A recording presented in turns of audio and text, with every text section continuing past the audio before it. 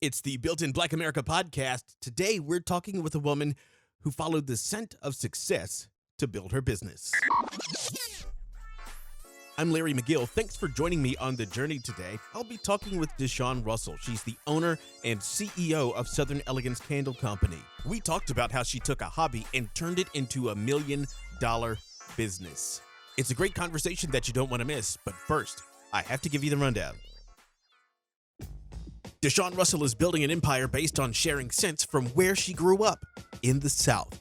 This whole venture started out as a hobby, but now Southern Elegance Candle Company is $1 million business, and it's still growing. And DShawn says she's expanding way past the candles, diffusers, room sprays, and other products she already offers. She recently told me how she went from teaching in a classroom to candle making. DShawn Russell, thanks for joining me on the Built in Black America podcast. Thank you so much. I am super excited to be here. So as I told you off the air here, I grew up in North Carolina, not too far from where your business is headquartered, so I'm really excited to share your story. Let's get started with what you were doing before you started Southern Elegance. Before I started Southern Elegance Candle Company, I was working in education and I was a teacher, I was a coach, I was an administrator. I did a lot of different things. But right before I started the company, I was back in the classroom. So I felt like I was, for lack of a better word, I had been in education for about 20 years and just felt like I was at the end of it and did all that I needed to do and was ready for a change. And somewhere in this time, it's my understanding that you were making candles as a hobby. I think that a lot of makers, their businesses start out as hobbies. It's like you learn how to do something, and at some point you realize you can make money with it. And then it's just a matter of figuring out how much money can I make with it. So I was doing it a hobby. I was doing it at flea markets and festivals and fairs and that type of thing. And then one day I was just like, I think I'm done working in education and I'm gonna go full time with this. Mainly because I got tired of waiting to be chosen for the next promotion, for the next opportunity. And so I said, you know what? I'm gonna just bet on myself. I was about 45 at the time. I was like, I got 40 good years left, and I'm gonna just see what I can do with these 40 years. So tell me what it was like to turn the corner from hobbyist to business owner. It was incredibly scary. I'm from a very small town. I was born in Dothan, Alabama. And I spent most of my childhood growing up in a very small town, Roseboro, North Carolina. Eventually, we settled in Durham, but I did not know anyone that owned a business other than maybe a hair salon or a barber shop. So the moment that I quit my job, it was basically a leap of faith, thinking that if I could learn calculus, I could learn how to run a business. So you get the business started. In a few years, you're turning a profit already, better than a whole lot of businesses, but things aren't particularly perfect. Let me see now. I'm gonna tell you the real numbers. I think year 3, my marriage fell apart and I went into a depression and I almost bankrupted the business and I almost lost the business. So year 3, I think I made maybe $200,000. Now, that sounds like a lot because a lot of businesses never even make it to the 6-figure mark. So for me to be like maybe 200,000, I think we were somewhere around 200,000. That's a significant amount of money for a small business. The year after that, last year, we did over 1 million. Oh, wow, that's huge. So this year to date, we're somewhere around 500,000 in sales. So the first quarter, we did about 500,000 in sales. So what does that feel like? You know what? I'm gonna just be honest. So when my marriage fell apart, I really thought I was going to have to go back into education. And I was still learning how to run a business. I was still learning e-commerce, marketing, sales, manufacturing, scaling, managing money. And so to turn that around the next year and do what less than probably 1% of Black female business owners ever do, it's a heavy weight to carry sometimes because this is incredibly difficult. I have somewhere between 20 and 30 employees at any given time, and all of those people depend on me to make the money. They depend on me to make the good decisions. They depend on me to keep this business afloat and to grow it. So it's a heavy burden to bear at times. I know we live in a culture where everyone like makes it seem like being your own boss and being an entrepreneur is the thing to do. But I just want people to think really, really long and hard about what it means for the buck to stop with you and you to be responsible for every single decision and for the income and lives of employees. It's a great place to be, but it can be very lonely at the top. So, I want to thank you first and foremost for giving such an incredibly candid and authentic answer. It really gives a deep insight into some of the sacrifices that you've made to really build this up into something successful. And now that you're on the other side of those mountains, you've really built this up into something that's more than just candles and smell goods for the house. So, what we offer, and I tell people this all the time, the product that we sell is home fragrance, but what we really offer is affirmation for a certain group of people that don't normally get that kind of affirmation. Like I said, I was born in Dothan, Alabama. I grew up in the South. Now I've lived other places, I've lived overseas, but ultimately I'm a Southern belle. And there's a whole group of people like we love living in the South. We love everything about it. We love the pace. We love the family. We love the community. Like everything about it, we just love. But there are a lot of negative stereotypes that are associated with living in the South. So I remember one time when I posted something about my business and someone commented about plantation and cotton fields. And, I was like, wow, we're still battling these types of stereotypes, even though so many great people have come out of the South. So it was just, for me personally, it was just an affirmation of who I was, who my family is, and just a way to celebrate me, my friends, and like how we live. I didn't think I was doing anything too spectacular until after I launched the brand. Then it became, quite frankly, like this thing because I was a Black female running this Southern themed company. And for a lot of people, there's still like this cognitive kind of dissonance. Like, what is she actually celebrating? And I'm thinking I'm celebrating my great grandmother who built churches during a time when women couldn't even be in the pulpit. I'm celebrating my great grandfather whose land we still own and have houses on. I'm celebrating, first generation Black people that are college educated. So I'm thinking about like, what am I really celebrating? I'm celebrating like this whole legacy of what my family was able to accomplish. And I never thought that that was a big deal. But then we're also celebrating like this sense of community, be it Black, white, Hispanic, or other, you know what I'm saying? So it really became much larger than what I had anticipated. So what we celebrate is the affirmation of the good of people in general, not just people that live in the South, but this sense of community and that ultimately we are really all in this together. The fragrances are just how we really find that commonality. So, if you grew up in the South, we still have tobacco fields, we still have cotton fields, we still have blueberry fields. There are pine trees everywhere. So the scent is just what we use to like really bring all of that together. But what we actually sell is a sense of community. Yeah, like I told you before, I'm originally from North Carolina. I live in the Philly suburbs now, but when you get back down there, especially around this time of year when there's all kinds of things in bloom, like honeysuckle, like you said, the tobacco fields are still out there. There's still pine trees. And, the pine trees are pollinating right now, so I could take or leave that. But, when I get down there and I smell some of those things that I grew up with, it really does make you think twice when it's time to head back up here. So, out of all the scents that you offer right now, what are some of the best ones that hit home really for you? So one of our first candles that was like a really big seller was our Durham candle, which we renamed a Bright Leaf because I remember, when we settled in Durham, you could drive through downtown Durham and smell the tobacco curing. And so like that became one of our most popular scents.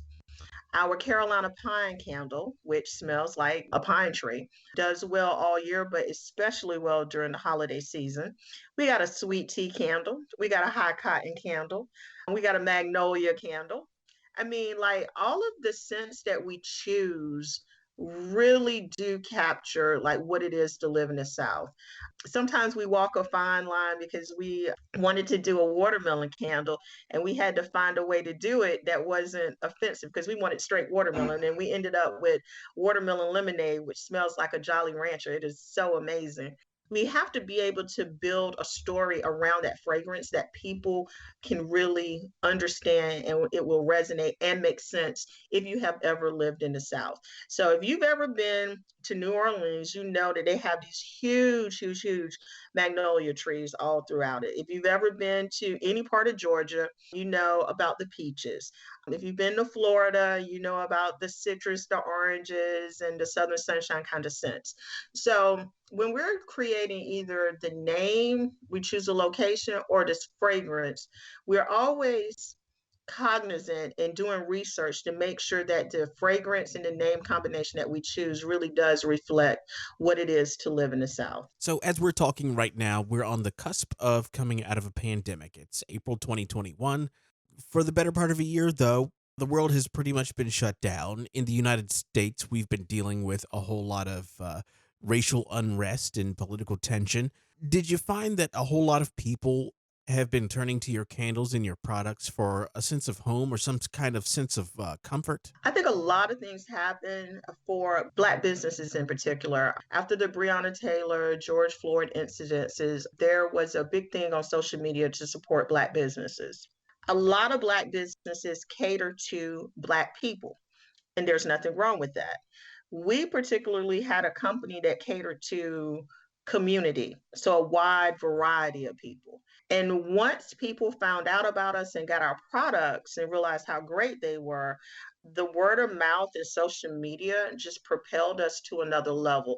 That's one of the reasons we were able to go from 200,000 to over $1 million in sales. So yes, I think people were looking for a lot of things because we were stuck at home. So the candles make your home smell amazing. You're supporting a Black business. You're supporting a Black business that is all about community.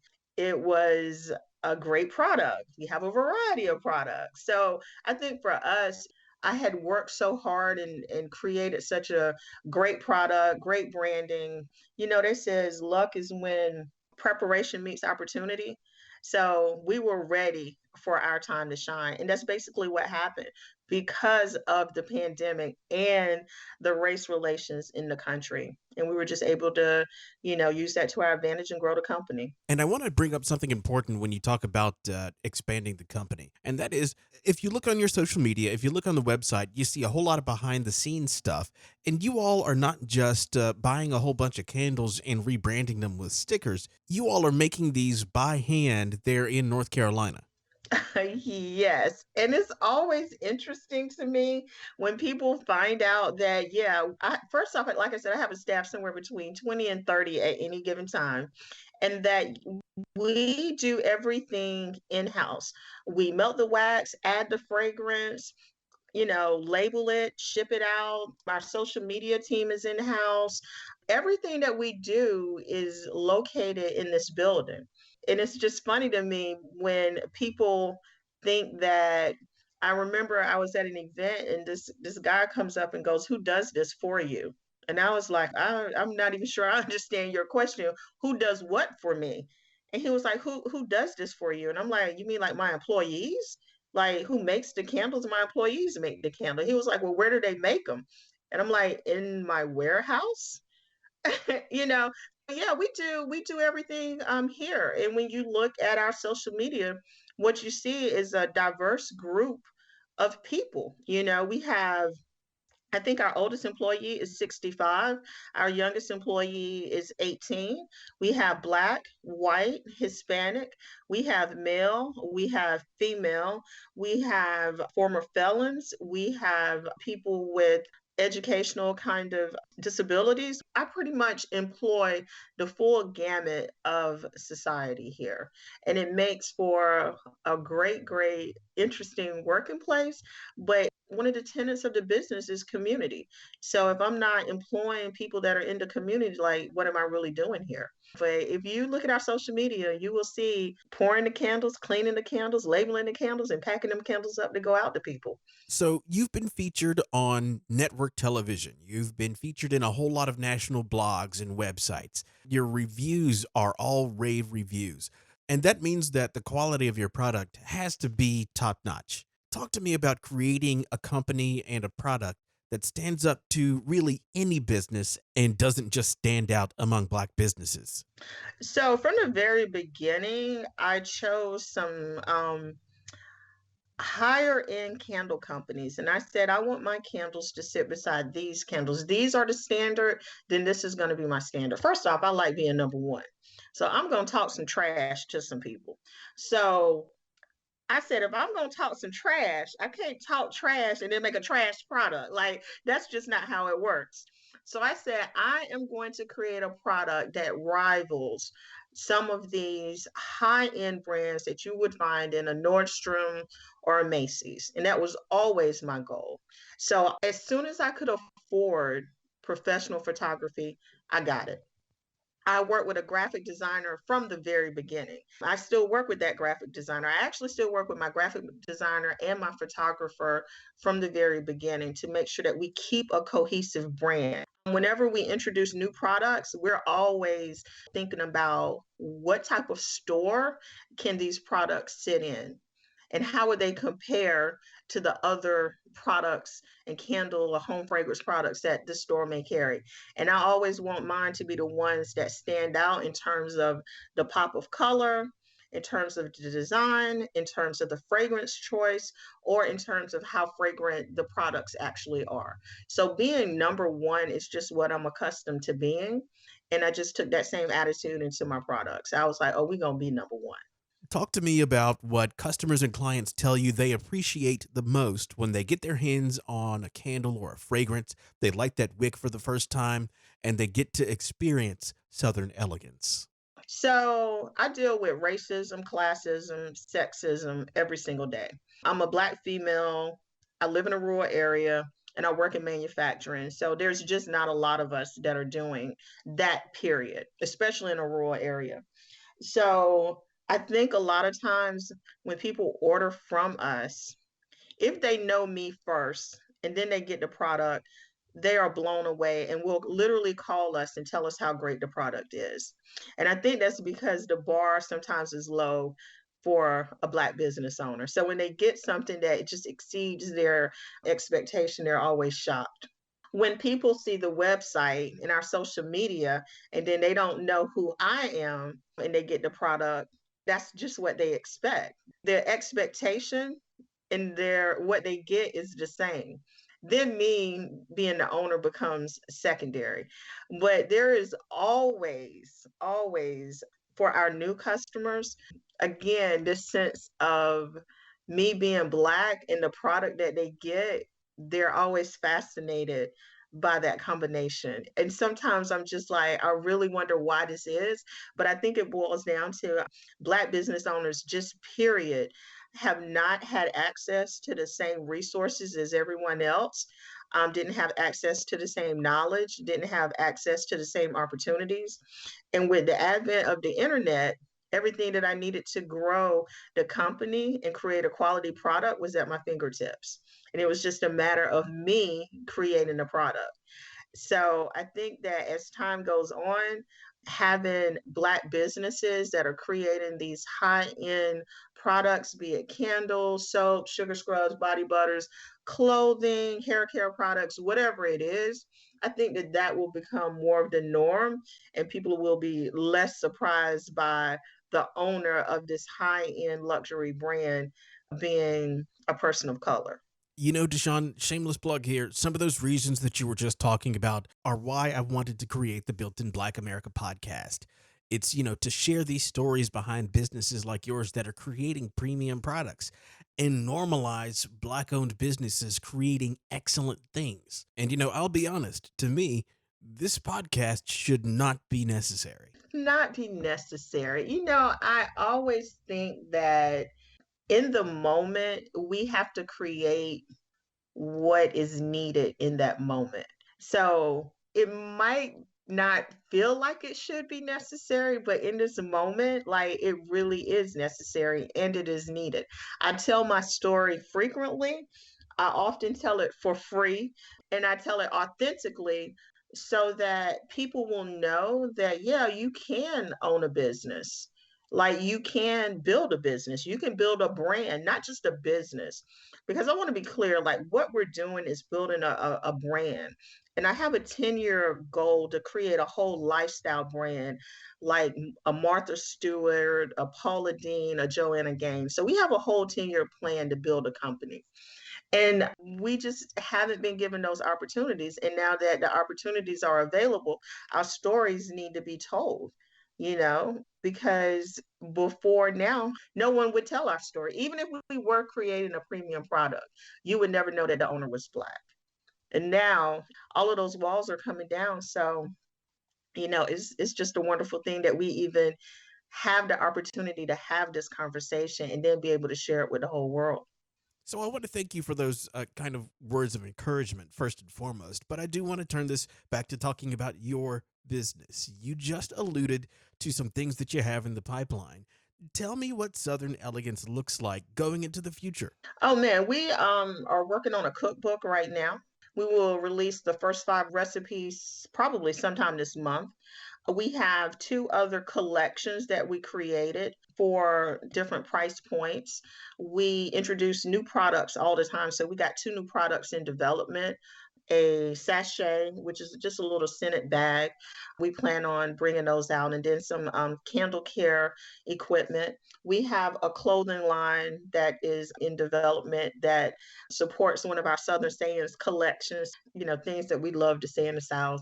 Not today, Satan, God don't like ugly, bless your heart. Like all of these kind of sayings that if you grew up in the South, your grandma done said some of these things. So we have a whole clothing line that's coming out to support that.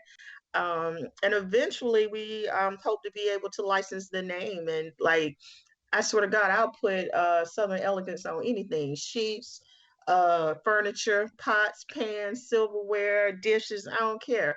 Like, I plan on when you walk in your front door, you're going to smell a candle. You're going to sit on the couch. You're going to fry your chicken in a Southern Elegance pan. You're going to bathe with some Southern Elegance soap before you go and lay down on your Southern Elegance sheets. Like, that's the type of brand that I envision for us. And looking at your website, your plans don't seem to just be about expanding your own business. It looks like you help a whole lot of other people too. You know what? I'm going to tell you the truth. So I was a teacher. And after being in education 20 plus years, some days I just don't feel like helping nobody else. But what I found is that people need help. Like they need to know like what is the truth, because Instagram and TikTok will have you thinking that you can, build a company in 60 seconds. So I started mentoring because I felt like there was a need for more authentic voices that told the truth about building a brand literally from your kitchen to we're having a $1.5 million production facility is being built right now. So, people need to know, what does it take to go from 2 pots in your kitchen to a real space? What is it like to go from you being the only employee to 30 employees? And I just didn't feel like there were a lot of people out there just telling the truth about what it took to get to this point. So I started mentoring. We're creating a course to help people build a brand, because most people just make a product. And in this day and age, you can't just make candles. You're going to have to dig deep and really come up with a vision and a mission for your product and your brand and for yourself, because often we become the celebrity that is attached to the brand. So I don't think people understand the scrutiny that comes with social media. And so I just said, okay, it doesn't seem like there are a lot of other people doing it, especially in the product-based business. Service-based, you can throw a rock and find somebody to coach you in that. But for product-based businesses, it's just not a lot of people out there doing it well. And then some of the people that are doing it just straight charlatans, and they're lying about what it takes to grow a company. So let's expand a little bit on what you were just talking about. I know you don't want to be a teacher all the time, but I feel like we got to put this out there. Tell me some of the lies that you've heard people putting out there when they talk about starting a business. Number one, people think this is easy. Like, it's easy to tell somebody that something is easy because that's why we drink that weight loss tea. That's why we wear waist trainers. You know what I'm saying? Like, that's why, men buy them pills because it's easy to tell somebody that it's going to be easy. So the first thing that I hear is all you have to do is follow this plan 1, 2, 3, and by 4, you're going to be at 6 figures. And I'm just like, man, it may take people 2 or 3 years just to get to 6 figures. All you have to do is drop ship. No, that's not quite how it works. Just build a website. People will find you. Absolutely not. There are millions and millions of websites out there. Like, how is somebody going to find you? You have to have a marketing plan. You have to have a sales plan. You have to have a way to really figure out how you're going to make money, and that part is often glossed over. I can teach anybody. You can Google how to make a candle, but how do you build a brand? How do you build something that resonates with people? And then how do you convince those people to buy from you versus all of these other people that have Googled how to make candles? That is the secret sauce that a lot of people are missing. So, just this notion that everything is so easy and that just because I did it, anybody can do it. I'm like, that is not the case. Some people are not going to work 12, 13-hour days. I think I worked 15 hours yesterday. Most people are not going to want to put in those hours. Most people are not going to sacrifice every weekend for 3 years straight, not hang out with your friends, not hang out with your family, and put in the work that it takes to build a company. Like, those are the types of things that are often left out of the story. Wow, 15, 18-hour days on the regular. So tell me, what does a normal day look like for a woman like you that's running $1 million business? It may be me coming into work, working in production, then going over helping out in shipping, going behind the scenes. And we often work with Good Morning America. So making sure that everything that they need is in the way that they need it. There's a wax shortage. So I may spend an hour a day just trying to source products. There's a glass shortage because of COVID. So finding simple vessels to put our jars in, new product creation, talking to people over in China so that some new products that we're going to be introducing. So trying to communicate with them, responding to emails, creating Facebook ads, taking classes to learn new skills. I mentor, but I'm also in mentoring programs that have homework that's associated with that. I may have to talk to my CFO, who is based out of Atlanta, to go over all of the numbers to make sure that I'm doing everything correctly. Man, my day editing pictures, reviewing social media, looking at our marketing plan to make sure that we have a clear path to making money every day, every week, every month, making sure that I'm making good decisions based off of all of this data from our Shopify site, Google Analytics, Facebook Analytics. Um, oh man, contacting photographers, 1099 employees that we contract through Upwork, making sure that they're moving at the appropriate pace, making sure that we have photography, keeping the website functioning properly. I mean, the list goes on and on and on and on every single day. Wow, and it sounds like you still left some stuff out. Yes, I did. I'm sure I did. So it's a lot. So I don't want to take up too much more of your time. I know time is money. But if anybody is out there looking to start their own business, where would you suggest they look for inspiration? They need to create a product that they know about. Granted, I didn't know about candles when I started, but before you sell it, it needs to be a product that you know that you can replicate it. I tell people all the time, one is fun. But what if you had to do 10,000 of that thing? Is it fun anymore? So I think people get caught up with, oh, I know how to make a keychain. Yeah, well, you know how to make one, but what if you had to ramp it up in, Target call? It's not fun when it becomes a business. It's great as a hobby. So making sure that number one, you know what you're doing, you enjoy what you're doing, and that you can replicate that thing like literally millions of times. And if you can't imagine yourself doing that thing for millions of times, then you got to imagine paying somebody to do that thing millions of times. And managing people is a headache. So if you don't like people and you don't like managing people, then you got to think really hard about what are you doing? Because either you're going to do it a million times or people are going to do it a million times. That's the part that I think that people really need to think about. Do you want to do this thing over and over and over and over and over? Or do you want to manage people doing the thing over and over and over? Because at some point in time, that's what it's going to boil down to. And what about any books? Are there any books you could recommend to anybody who's looking to start their own business or looking for some kind of I'm encouragement? going to tell you the truth. The book that made the biggest difference in my life is this book called The Four Agreements. And I think that so often people do not take 100% ownership of themselves, the decisions that they make, and how it impacts people around them.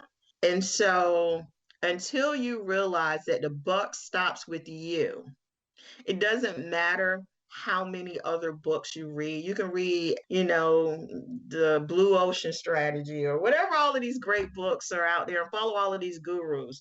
But at the end of the day, if you don't do self-reflection and realize that the growth of the company, the employees that are employed by you, the social media presence and the pretty pictures that you put out there, all of that, none of that really matters until you as the owner accept that you are 100% accountable and responsible for everything that happens within that business. So I always start with that book, The Four Agreements, because one of the things is that you always have to do your best and you have to be impeccable with your word. So those two main tenets really changed my life. Very, very good points there. DeShawn, let's get ready to wrap this up. If anybody wants to check out Southern Elegance Candle Company, or if they want to check out some mentoring from you, what's the best way they can find you? I love to say this because we're at a point now where you can Google me.